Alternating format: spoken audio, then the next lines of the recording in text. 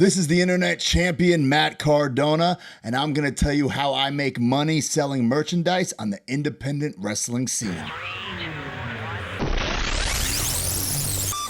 I wrestled for WWE for over 10 years as Zack Ryder, and when I got fired during the pandemic, there was nowhere to work. Nobody was running any wrestling shows, so I had to rely on selling merchandise to make money.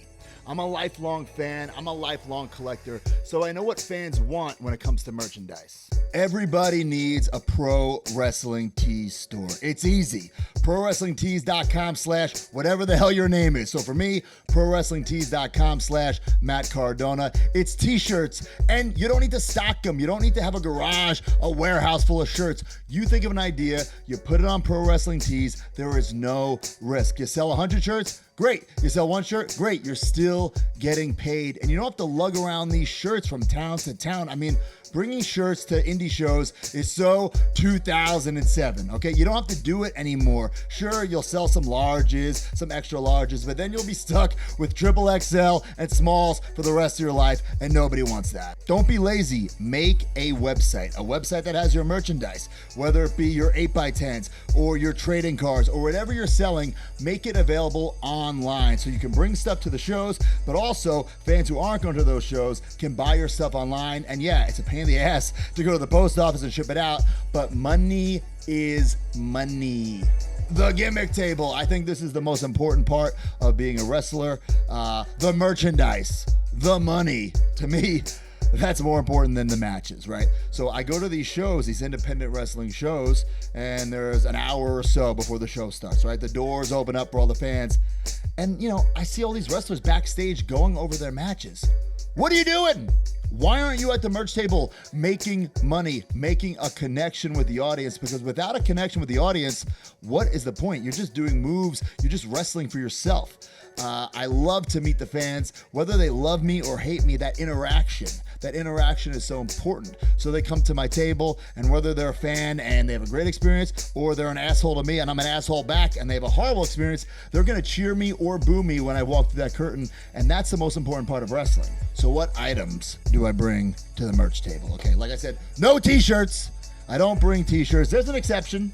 If I'm going overseas to England or Japan or Australia or something like that, I will print a limited edition, a limited run of exclusive t-shirts for that country. Otherwise, ProWrestlingTees.com, like I said before. Anybody who is an independent wrestler and they're not charging for their photo or charging for their autograph, what the fuck are you doing? I mean, this isn't show friends. It's show business. It's a business. You gotta make money. You gotta charge. Now, I'm not saying you need to charge as much as me, but you gotta charge something.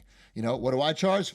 That's none of your business. But you can charge $5, $10, $20, whatever you want, but you have to charge something. You need to make money. My goal is always to make more money selling merchandise than I do wrestling on the show. And trust me, I get paid a lot to wrestle. I'm a big believer in the philosophy, crumbs make crumb cake. No one item is bringing home a lot of money. It's a little bit here, a little bit there, and it all adds up. The crumbs make the crumb cake. So I have items for every single fan who walks in. You got $5, I got a sticker. You got $20, I got this. You got $30, I got that. You got $50, that's a premium item, I got that. So here are some examples of things that I sell on these shows. For $5, you get a sticker. For $10, you get a trading card. For $20, you get a foam finger. For $30, you get this. For $40, you got that. For $50, it goes all the way to the premium item. Now, what is that premium item? For me, it's either an action figure, signed, or an indie god hat. Think of something that is a premium item. Now, for instance, let's say I charge $50 for that indie god hat, okay? And I only sell 3 of them. That's $150. Now, that might not seem like a lot, but that's a lot more than some of these guys and girls are making wrestling on the shows. The number one item.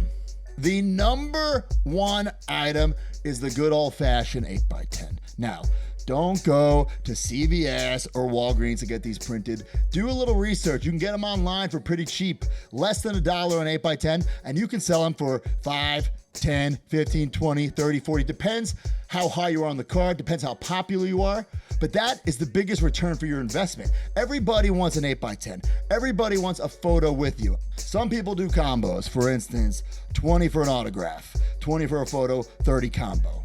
Or, 30 for an autograph, 30 for a photo, 50 combo. You could do something like that. I don't do combos. Indie God doesn't do combos, pal. And I would bring a variety of 8x10s. For me, I've been in this business a long time. But there's only one Zack Ryder 8x10 because there's a lot of fans. Listen, I understand.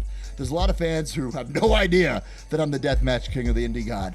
They're like, what have you been doing the past 3 years? Well, taking over the indies, but they don't know, right? So I give the 8x10, the Zack Ryder 8x10 to them. But then I also have every single monumental thing I've done in the indies. Me covered in blood at GCW, Indie God, stuff with Steph DeLander. I'm not living in the past. This isn't the run, like the Honky Tonk Man run. Okay, this is my Hollywood Hogan run. I'm reinventing myself, and my merchandise, it proves that.